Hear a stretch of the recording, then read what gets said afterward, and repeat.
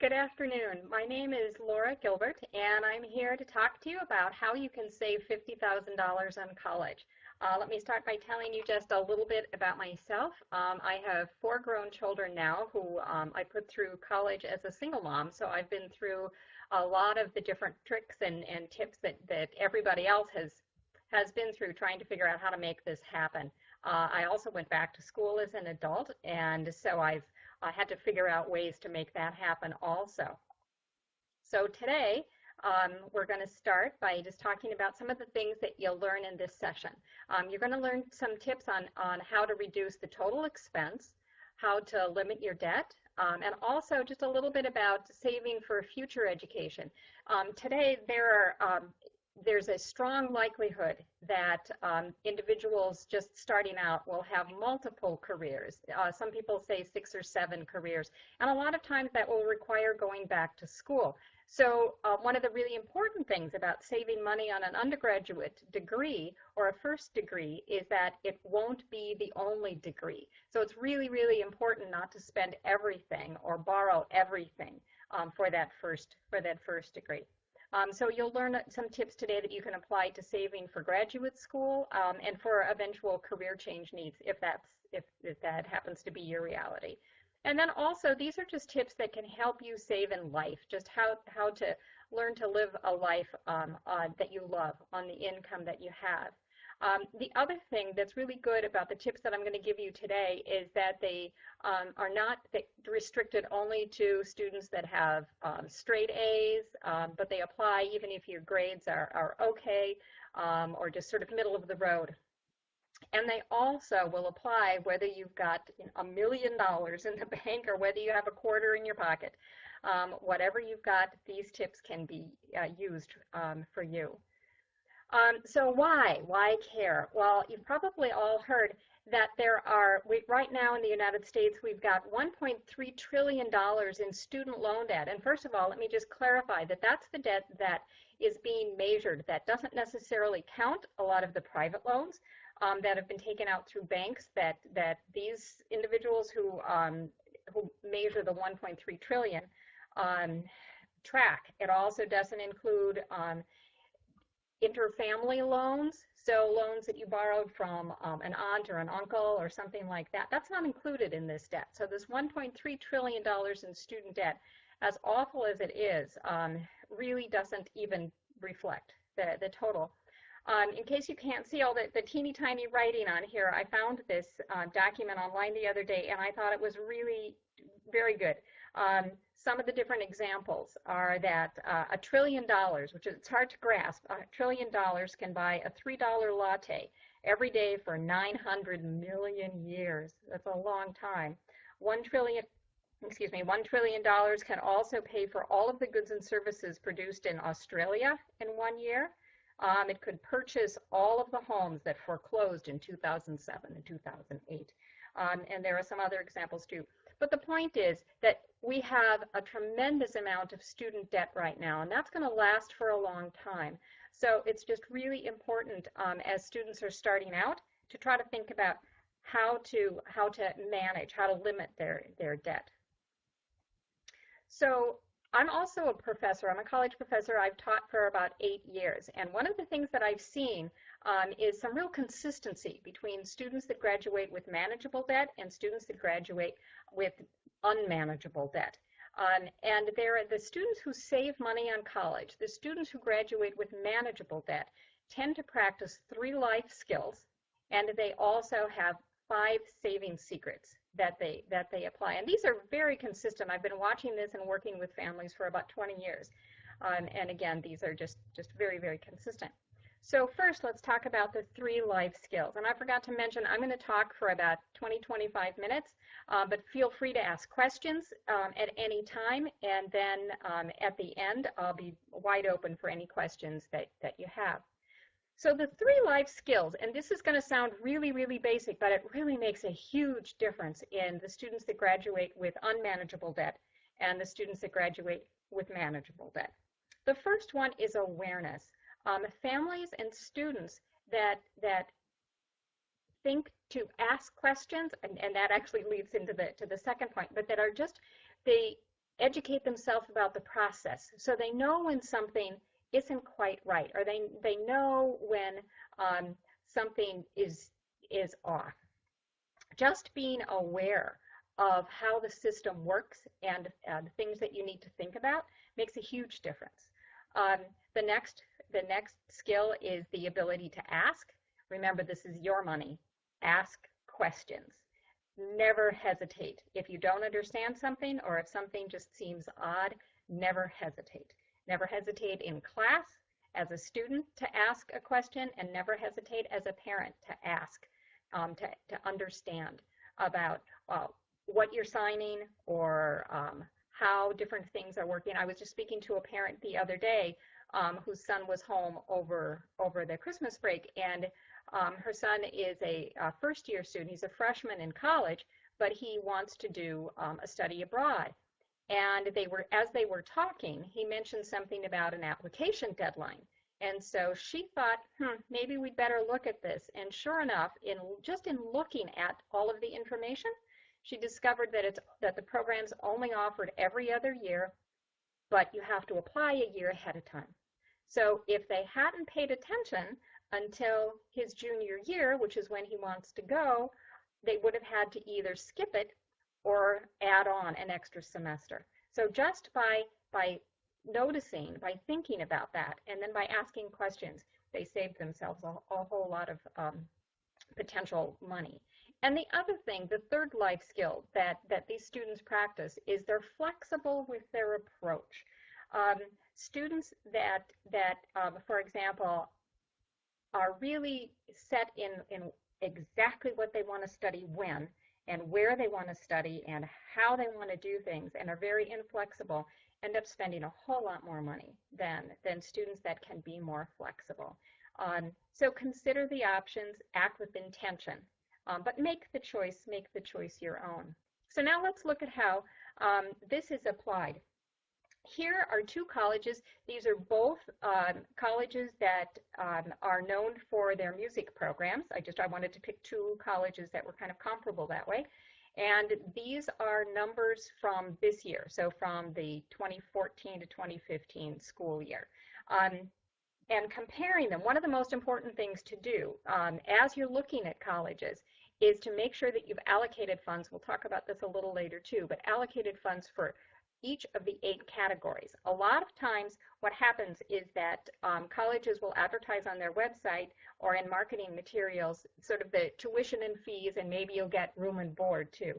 But there's also books and supplies, personal and transportation expenses that really add up and differ tremendously from program to program. So just looking at these two colleges for a moment.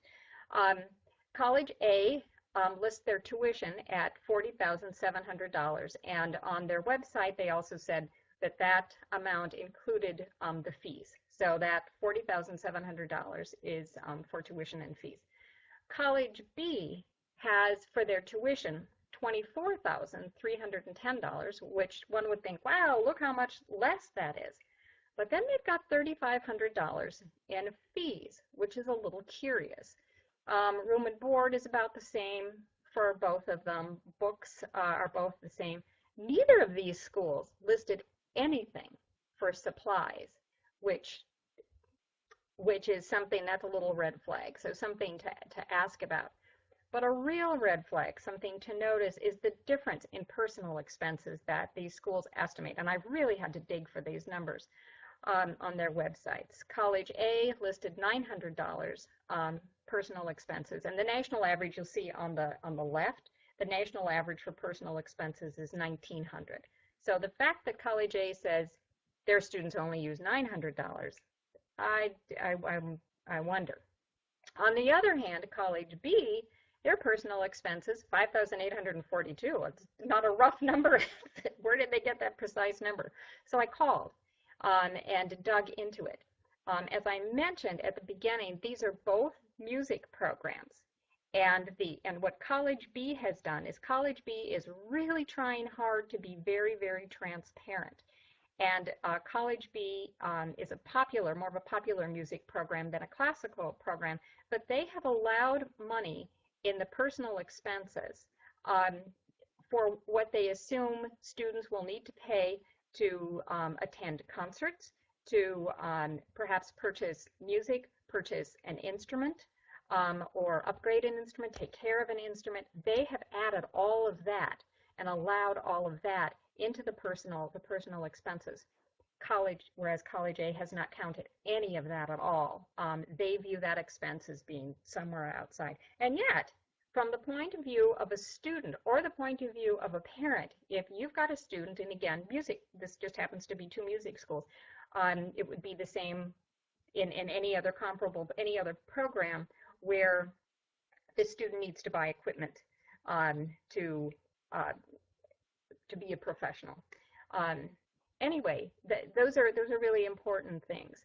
So the things to notice when you're comparing schools: notice if there's money allocated in each of the 8 categories, and if there are little oddities like there are here, ask. Never hesitate to ask. And then that third point about being flexible about your approach, you might want to take a step back and go, well, it says here that College A only has 900 allows $900 allocates $900 for personal expenses. Is that enough? Maybe that's enough? Maybe that's enough for me. But those are all personal questions to ask and to consider. So anyway, let's move on quickly here. So here are the 5 secrets of students who graduate with little to no debt. And just to pause for one quick second, I would just like to say that I have seen so many full scholarship students who still graduate with huge debt. And that's because the full scholarship oftentimes just relates to tuition. It doesn't relate to anything else. And unless the student is paying attention, they're noticing things, they're asking questions, and they're having a flexible approach, it's easy to take out loans and just start spending. A lot of people call it monopoly brain. It's just real easy when you've got a chunk of change and when you've borrowed a chunk of change to suddenly feel like you can spend all of that on other things. So the first saving secret, students who graduate with manageable debt or graduate with no debt oftentimes will attend a community college. And what I'd like to clarify is that doesn't necessarily mean that they attended the community college for their first 2 years.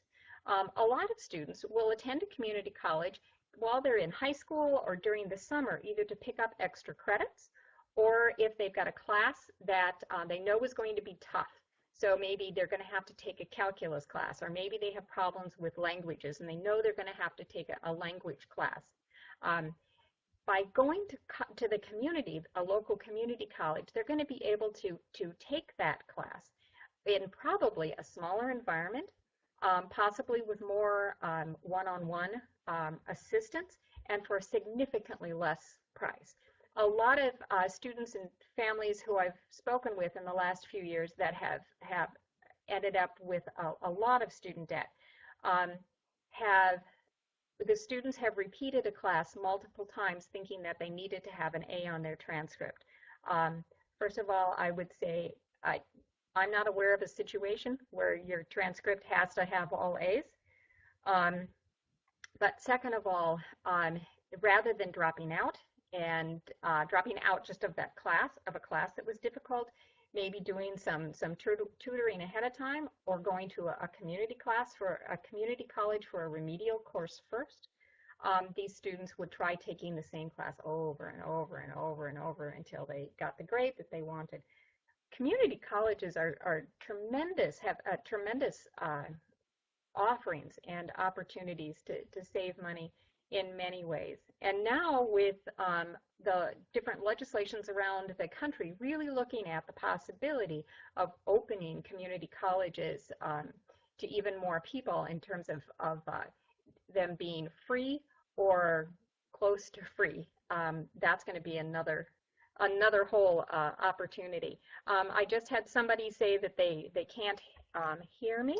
Let me Okay, and somebody else said that it was okay. So I'm just going to keep going. I'll try to talk a little bit louder and let me know if that's okay. So let's see. So secret number two, the second thing that students who and families who graduate with manageable debt do is they create a budget, and it doesn't have to be a precise budget. In fact, I call it your ballpark college budget. Um, and there are two basic steps. The first step to creating this budget is to recognize your vision for the life that you want after college. For decades, we've been focused on just getting the degree. And that made sense when you were going to have one degree and that degree was going to serve you for the rest of your life. It also made sense when there were jobs that were available for college graduates right away, and when those jobs paid about the same amount that students were taking out in student loans. It's not the case, not the case right now at all. So the first thing that I suggest people do is really think about what is that life that you want after college. And I don't necessarily mean what is the career that you want, but what is the lifestyle that you want to lead. Do you want to be able to buy a car? Do you want to be able to have your own apartment? Do you want to be able to go out to dinner with your friends, eventually buy a house or things like that? But really get that image in your head, because that's what you want on the other side of college. So then the second step is to decide what you can afford. And we have sort of, as a society, gotten to the point where being able to afford something means that it's possible to get the loans. But this is really a time, especially with student debt, to take a step back and almost go back to our grandparents' way of looking at affordability, with just a little bit of flexibility here. So anyway, to decide what you can afford, the things that you need to do is, first of all, identifying what savings you currently have, what already exists that you can allocate toward college. The second piece is what part of income, about how much income makes sense that you could allocate during school. For students, oftentimes this is a work study or a part-time job.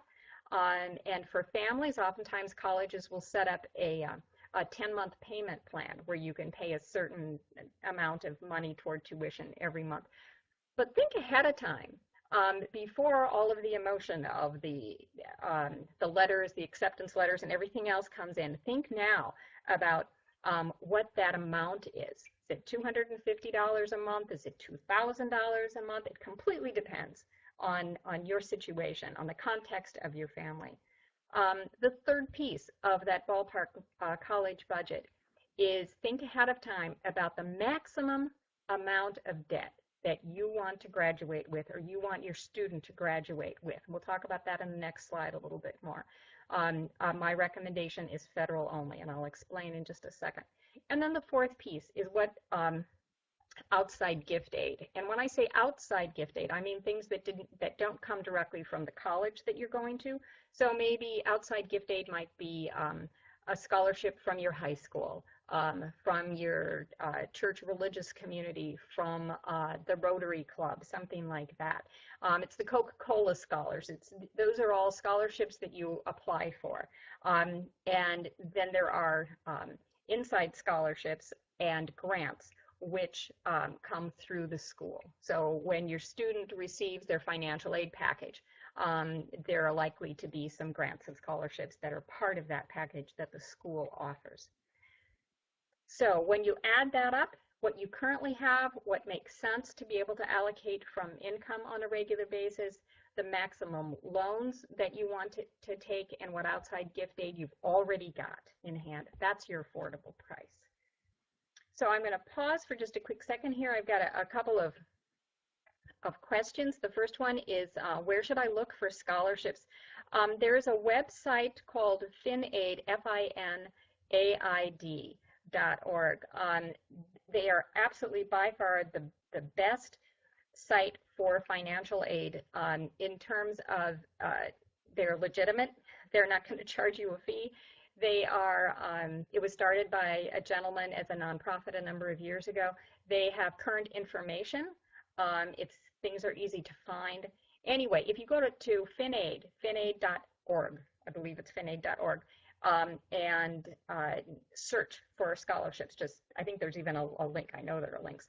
Um, that's where you'll find a lot of good information. I also have, I'll show you the names of the books that I have out, and in my books at the end, I have a list of resources. FinAid is one of the resources that's in there.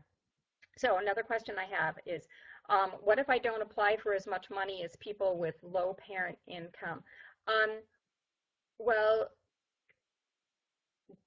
I'm not aware of people, of students applying for a certain level of money. What you do is you complete the FAFSA, which is the typical, the standard form, federal form that all students apply, complete in order to apply for a financial aid.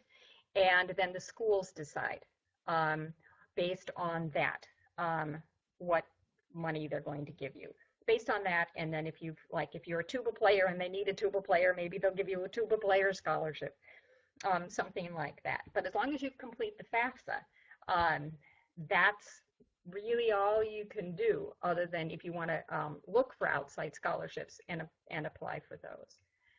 So, and that's why the approach that I take is to take a step back and to decide what you can afford, and then move forward from there. So, I talked in the last slide just a little bit about identifying that maximum manageable loan amount. And there are ways to identify that for you and for your family. You need to take into account a whole lot of things, but it's all of these things that are really not taken into account on that FAFSA form.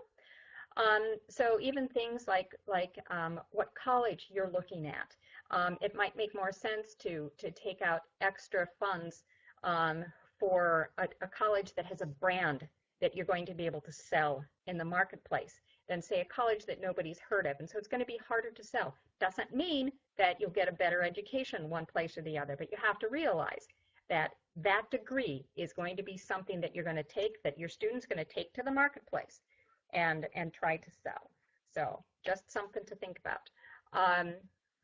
Degree and major, the economy, all of those things. And if all of that is just too overwhelming with everything else that you have to deal with as you're looking at colleges, here's the simple answer. And it's also saving secret number 3. And that's to stick with federal student loans. Now, I've emphasized student loans because you can get federal parent loans. But once you take out federal parent loans, then you start to add that debt up. So right now, federal student loans for undergraduate students, not graduate students, that's a different story altogether, but for undergraduate dependent students, the maximum is about $30,000. I think it's 31 something. But $30,000 is not, it's not great. You know, it doesn't feel like, oh, yay, I only have $30,000 in debt. But it's $320 a month for 10 years. It's manageable. And I'm just guessing here, but I'm betting that the reason that the federal student loan max is about $30,000 is because that's what the government believes the students are going to be able to pay back.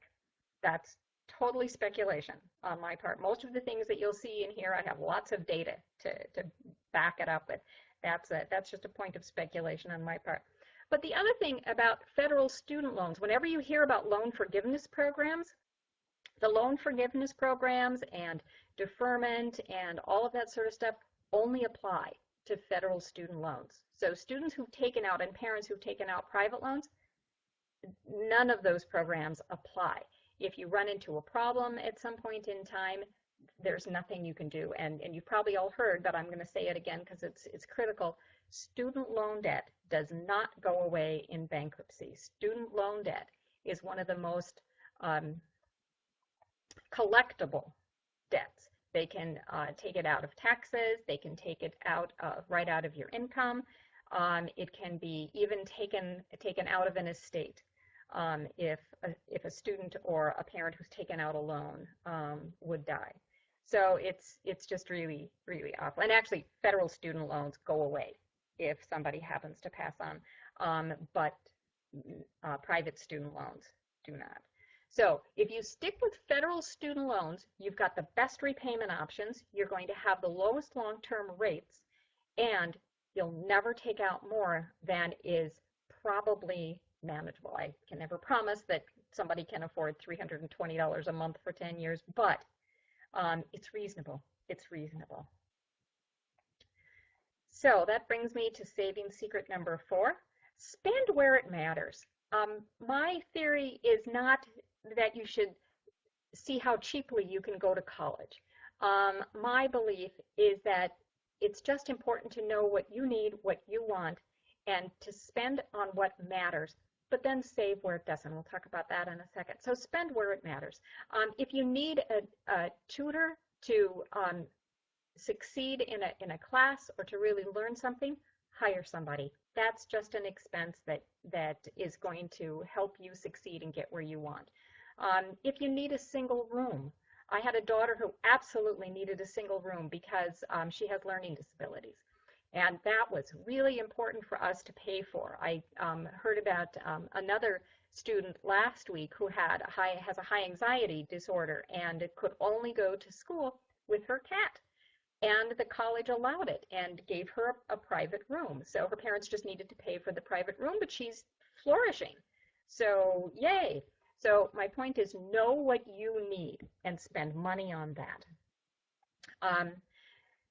But then also, at the same time, explore low-cost options that work. So for example, a lot of students will buy used books and equipment rather than buying books just directly, new books at the bookstore. Sometimes you can share books, or you can share or buying used or buying online. But then be sure to allow enough time for them to get there. As a professor, a number of times I've had, got some more questions that came in. I'll get to them in just a second.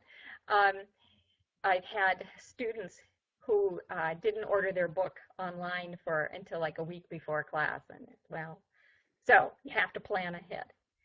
So, oh, and the other thing I wanted to mention about exploring low-cost options, a lot of students really like to go on study abroad programs, and I think that's really awesome also.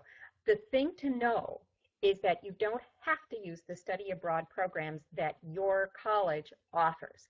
Oftentimes, you can find study abroad programs through other schools. You just need to make sure that the credits will transfer. But as long as you make sure that the credits can transfer, a lot of times they're actually cheaper at other schools, depending on where you're going. And also a lot of other options. So if your student, say, wants to go to Peru, and your school doesn't offer a study abroad to Peru, there's probably, I know there are lots of other programs through other colleges that they may be able to connect with. So there are options. Let me take a couple of questions. Estimating, I've got a question. Can estimating on FAFSA hurt you?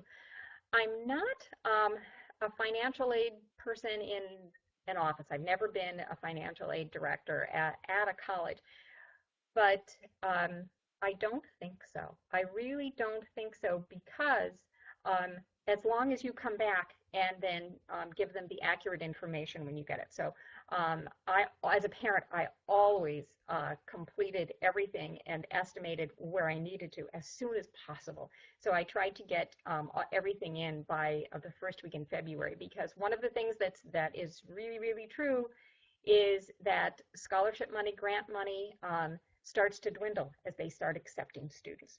So if you've got your FAFSA in, if you've got the application in up front, then there's just a bigger pool of funds that might be available to you.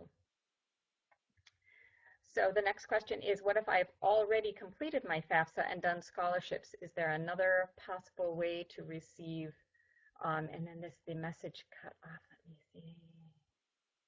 I'm sorry, I can't read the rest of the message. It cut off. But if you've already completed the FAFSA, you can, and something has changed, just contact the colleges. Um, I think that would be fine. I've got a question about how to get the scholarships that you're applying for. I'm going to stop on that one and keep going on the slides, and I will come back to that one because yes, I have a couple of points that I can certainly make on that. So, oops, let me go back a second. So that was spend where it matters. So now, one of the things to remember, and we talked about this a couple of minutes ago, is that there really are 8 expense categories. This is where I see a lot of people, a lot of students and families go into debt that they did not expect. And that's because they focus on tuition. And once they're done with focusing on tuition, then they focus on room and board. But they tend to overlook the costs for everything else. Um, and those costs, those expenses can really, really, really add up. And another thing that's important to think about is even in that personal expense category where the average was $1,900 a year for personal expenses, that's defined by most colleges as really the basics. It's basic toiletries, basic clothes, basic supplies, and and a pizza here and there. Um, but it's not other things that students might need or might choose to spend money on. So make sure you've allocated some money for each of those categories. And that brings us to the saving secret number 5, which is save where it matters less. Live like a student. Embrace your poverty. There are amazing stories that you can walk away with when you figure out how to make something happen for little money. Sometimes students will come together and figure out what they can do to achieve something, but with very little money. So reuse, recycle, bargain shop, all of that. Definitely enjoy the benefits of being a student. I had a parent um, who I was working with a couple of years ago say, well, I'm just so frustrated because besides tuition and room and board, my son is going to need at least $2,000 a year for entertainment because the college doesn't provide the type of entertainment that he likes. And this family was going to be taking out loans for all of that. And so I just encourage folks that are thinking that way to just take a step back and think about all of the things that the college does offer. And if this might be a time to focus on what as a student is being offered to you and what student discounts you can get. If you're traveling, travel with youth hostels, or is it Airbnb or things like that. And the other thing is everybody assumes you're broke. So if you're a student, don't feel like for holidays and things like that you need to be giving the same dollar level types of gifts or doing things at the same dollar level that other folks who are fully employed are doing. And then reap the rewards. And if you do that, you'll be living like a student now, so you won't have to later. So here's just an example back on the personal expenses. A few years ago, there was actually a cable show called Pimp Your Dorm. And I'm sure anybody that's involved in the college process at all has seen all of the lists of must-haves for your dorm. Well, they're not. They're not necessarily must-haves. So again, spend very carefully on non-essential personal expenses. Buy what you need. Buy what you need. But now is the time to embrace that student lifestyle, embrace that poverty. So a few final words, and then I've got a whole long list of questions that we'll get to. So college, remember, should define your life by what you learn, not by what you owe. And with that 1.3 trillion in debt right now, for far too many people, college is defining their life, at least for 10, 20 years afterwards, until middle age, by what they owe. And that's just so unfortunate. But starting now, this is the time that you've got an opportunity to make that not happen. So here, just a quick little blurb for my books that are out there. The first one was Back to School for Grownups, focuses on going back to school as an adult. How to Save $50,000 on College, which is what this presentation is based on. And then the companion book to that is Graduate School on a Budget. Those two are more for traditional age students, and again have just lots of tips and tricks and ideas. They're all three are available on Amazon. I believe I know they're all available for Kindle, and I think right now they're priced at like $5 a piece for Kindle, and the two, the How to Save $50,000 and Graduate School on a Budget, are both $9.95, and I think Back to School for Grown-ups is just a couple of dollars more. So anyway, my thought was I wanted to write them and price them at a level where anybody could at least save the amount of money that they spend on the book, get that amount, and hopefully tens of thousands of dollars more. So, and the last little bit that I've got here before I jump to all the questions is I've got a new book that's almost ready to go out. It's called Our Plan. It's a family-centered approach to paying for college, and hopefully that will be available on Amazon March 1st. So now, if anybody would like to reach me, and I believe these slides will be available for you. If they're not, or if there's anything else that you'd like from me, you can reach me at laura@backtoschoolforgrownups.com, or connect with me on my blog or through LinkedIn or Twitter. So let me go back. Tips on securing the scholarships you're applying for. My best advice about scholarships is apply for only a few, and apply for those that you've got a better chance at. So for example, I don't know how many tens of thousands of individuals students apply for the Coca-Cola scholarships. Everybody knows about those, so to speak. I wasn't on that committee, but I've been on committees for 3 different scholarships. And one of the things that's very interesting is that for the companies, the organizations that have very large numbers of applicants, oftentimes they don't even get through all of the applications. They just run out of time. Whereas if you're applying for a smaller scholarship, like maybe your local Rotary, there might be 50 people who apply or 100 people who apply. Every one of those applications is going to be read. Every one of those is going to be looked at. So look for the scholarships where your chances of really presenting yourself are best. Another point, is it bad that I'll still be paying my student loan when I'm 40 or 50?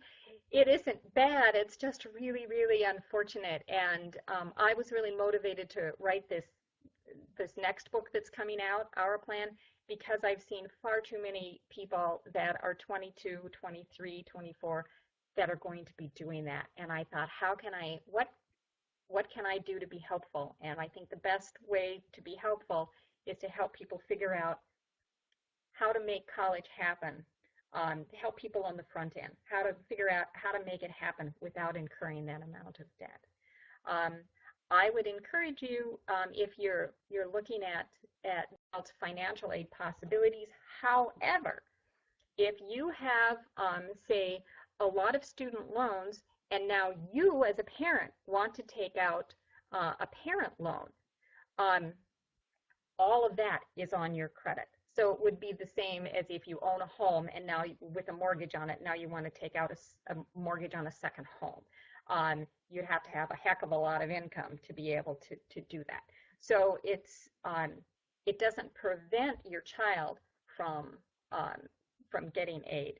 And I just realized there's another way to look at that question. I think it really, really, really depends on the school, whether the school will say, oh, gee, yes, you've got $50,000 in income, but you've got a $50,000 student loan that you, mom and dad, are paying on.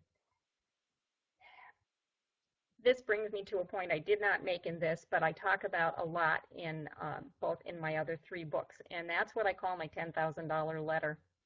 As a parent, I needed a way to explain some things like this to the schools and say, look, this is why my FAFSA might say I should pay X amount of money, but that's like my income.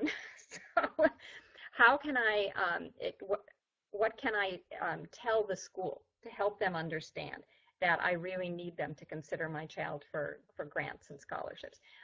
And you can do that. You can write a letter and either include it with your application, or you can send it separately. And I just really encourage families to do that, to explain sometimes it's called a special circumstance letter, but definitely do that. It never hurts to put that out on the table. Okay, so the next question. I've got somebody who says it's not a question. She waits until classes start to see if they'll use the books. Yes, that's that can be okay, especially if the books are available in the library. If the books are available, or if you've got a friend that you can share with, that's an excellent idea. That's an excellent idea. Um, so next question, is taking out a loan a bad idea? Why or why not? I think taking out a federal student loan is not a bad idea at all. The trick isn't whether or not to take out a federal student loan as much as it is making sure that the amount that you take out is going to be manageable at the end and is not going to prevent that life that you envision having after graduation. So for example, um, if you've got, if you take out the federal maximum, which is about $30,000, that's about $320 a month at the current rate. That's not terrible. That's not going to prevent somebody from um, many things. On the other hand, if you've got $75,000 um, in student loan for an undergraduate degree and you have a hard time breaking into your field, that could really be problematic. And even when you take a loan and ask for a deferment or ask for forbearance, the interest is still accruing during that time. So if you take out $30,000, but the loan gets deferred, or you ask for a forbearance and you take it out, you pay it over 20 years, you can end up paying at least double the $30,000. So the problem isn't taking out the loan. It's just making sure that it's going to be no more than you can pay off ideally in 10 years. That's my personal thought. Okay, will students lose all scholarships if they go directly to community colleges rather than university? Excellent question. That used to be true in many situations. Not all scholarships, but they would definitely lose some. But I truly believe things have changed. Lots of things have changed even in the last 10 years. So I would certainly not worry about that at all. Because other scholarships that you would get too, directly, outside scholarships, could be applied to community colleges. Um, the other thing you can do is have your student, or if you're the student, apply to a community college, but apply wherever you really want to go, because you never know. You never know if they're going to come back and say, here's a full scholarship that includes tuition, room and board, living expenses, the whole ball of wax. You just don't know. So I would go for it and then see what comes back to you and then make decisions at that point. So let's see. Oh, I've got somebody that asked if I could skip back to the last 4 expense categories. Absolutely. I will. There they are. So it's books, supplies, transportation, and personal. It makes me laugh when I look at college websites and they put nothing for personal, or they put nothing for transportation. It makes me wonder how the students come and go, but fine. You make sure, you make sure that you put something. So I've got somebody who asked, she'd like to know if she can get the books in the library. Oftentimes you can. The college should have the books that the professors are using in the library. Check with their library, and if they don't have them, the librarians should be able to help you find them through an interlibrary loan process. Now, this is an example too of I happen to be dyslexic. So for me, I needed to buy my books because I needed to mark them up. That was the only way that I could comprehend all of the details, the reading details. Otherwise, they just sort of flew out the window. But if you don't have that issue and you can just read books and gather all the information, boy, borrowing from the library is really awesome. So I have a question about what was the other books about saving? Oh, I think maybe just the idea of you can buy them online, oftentimes through Amazon or through their half-price books.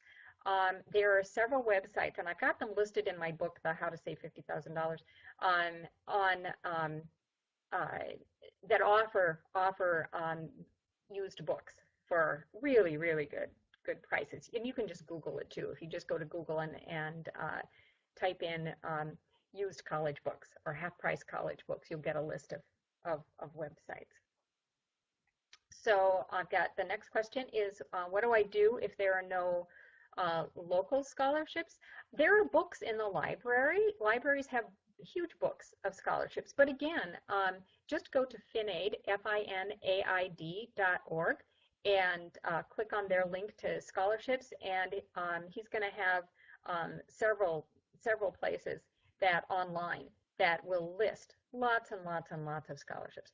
Never, ever, ever pay for a list of scholarships, and never pay an organization that says, you know, for $100 or whatever, we will send you 50 scholarships that you might qualify for.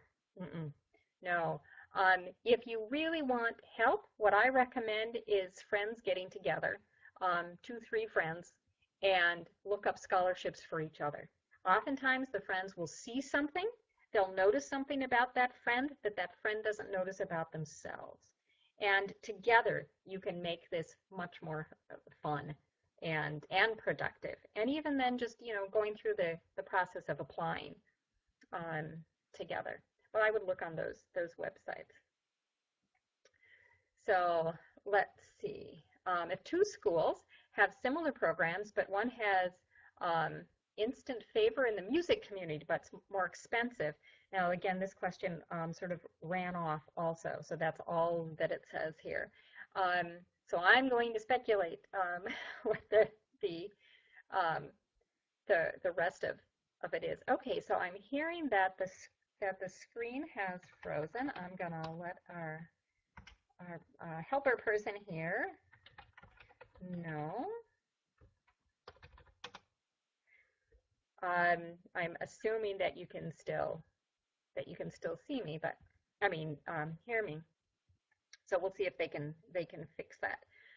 All right. So if one school has instant favor, say if you're a music major in the music community, but is more expensive, I would look at you have to look at your own situation and the programs that are going to make sense for you. So for example, let's say program A is recognized by the music community, but it's so large and only the top students and only seniors really get to study with the professors, and that's often the case. Everybody else is studying with graduate students, or they're studying with adjunct faculty. On the other hand, here's this other school that doesn't quite have the reputation as a music school, but still has a really good program. But at this program, not only does it cost less, but you're going to have a lot more one-on-one time with professionals. So that's just something to think about. And maybe the reality of those programs is the opposite. But I would look much deeper than just the recognition, although that's the first thing to look at. And then just weigh what's going to make sense for you. And again, you've got my email address. I'm happy to answer questions and to go further in depth on any of this stuff. Just send me an email.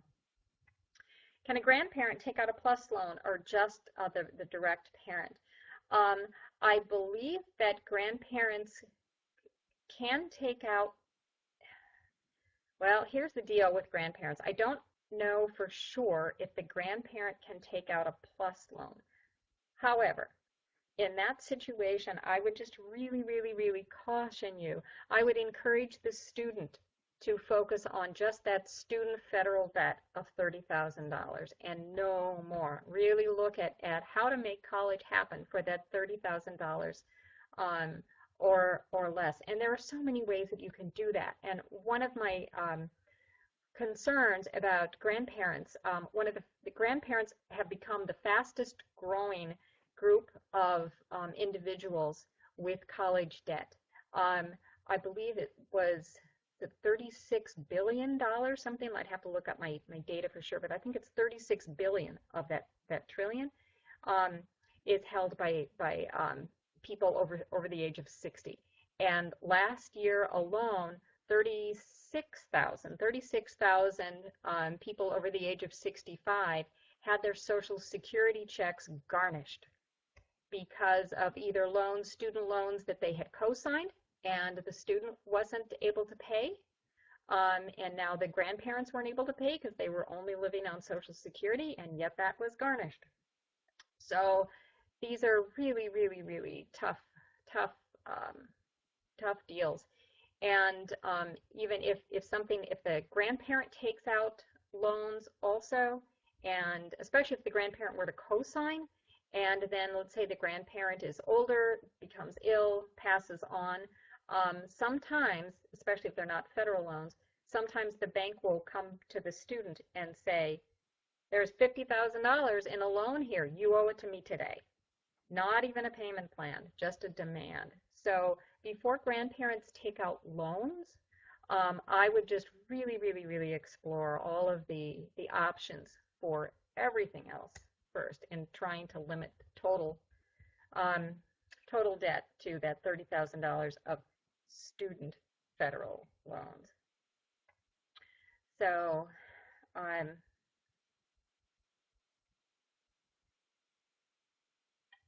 okay, somebody said they can't change the slideshow. I'll ask our helper person about that. I believe the slideshow was supposed to change on its own as I changed it. Um, but anyway, so is it possible for students to take out private loans without, for students to take out private loans without the parents having to co-sign? I believe so, but it depends on the private loan, and the student would have to have credit. They would have to have credit rating, but most private loans, the parents do have to co-sign, and I really caution you about that because that then is on your credit. So let's say you need a new roof, or you need a new car, or you have medical bills, and you need to take out a loan for any of that. Your ability to take out that loan for that car or the roof or whatever is going to be affected by how much loan you've co-signed for. Even if they're making the payments, it's still on your record. So again, $30,000 federal student loans. So let's see, next question. Do most loans require you to pay them back after graduation or during attendance? Most loans, federal loans come in two types. They come subsidized or unsubsidized. Subsidized means that not only do you not have to pay them back while you're in school, but the interest is being paid by the government. That's the best kind to get. The unsubsidized federal student loans just means that you don't have to start paying them back, the federal student loans, while you're in college, but the interest is accruing. And I really encourage people, you'll have the option to make, believe it's quarterly payments to just pay the interest. It's interest only.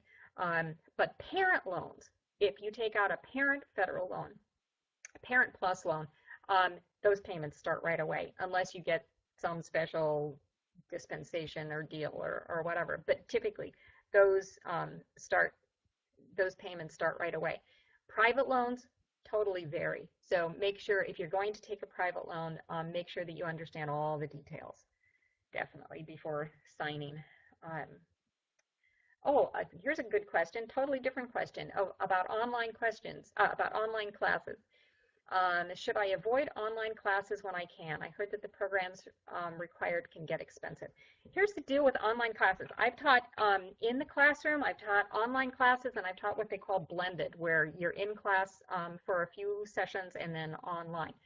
And it completely depends on the school. I think where you run into a lot of challenge is there have been a number of institutions. They tend to be, although they aren't all, but they tend to be for-profit institutions that have jumped into the college game.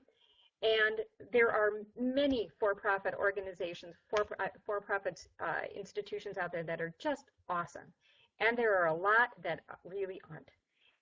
And a lot of those that really aren't do mostly online programs. And that takes me back to what's the brand in the marketplace. And just because they've got commercials on TV doesn't mean that they're recognized. And oftentimes that means that they're recognized as not being necessarily so good.